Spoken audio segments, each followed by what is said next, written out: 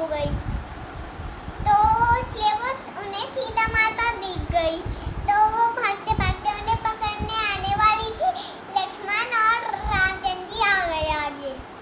तो लक्ष्मण जी ने अपना तीर बाण चलाए, उसके नाक और कान टुकड़े हो गए, उसके टुकड़े।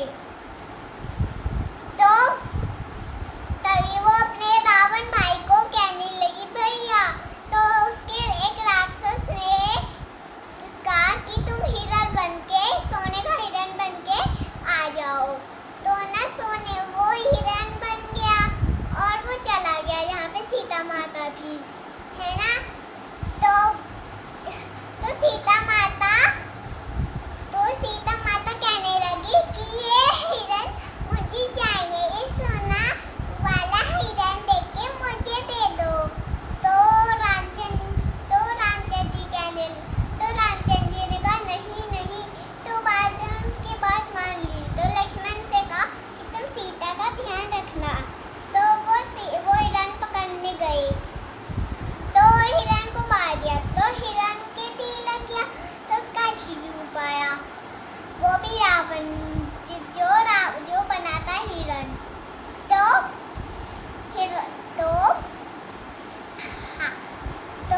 उसने रामचंद्र जी की आवाज ली, कहा सीते लक्ष्मण बचाओ। तो लक्ष्मण जी ने एक लक्ष्मण रेखा बनाई और सीता जी से कहा ये लक्ष्मण रेखा किसी को अंदर देने आएगी नहीं, आप इस लक्ष्मण रेखा के अंदर ही रहना।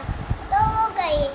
तो ना जब रावण ने साधु का रूप लिया, कहा कि देवी देवी आ जाओ।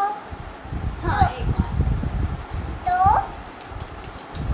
तभी वो आ गई। तो लक्ष्मण रेखा के पार नहीं आई, क्योंकि लक्ष्मण ने कहा था, इसलिए। तो रावण ने कहा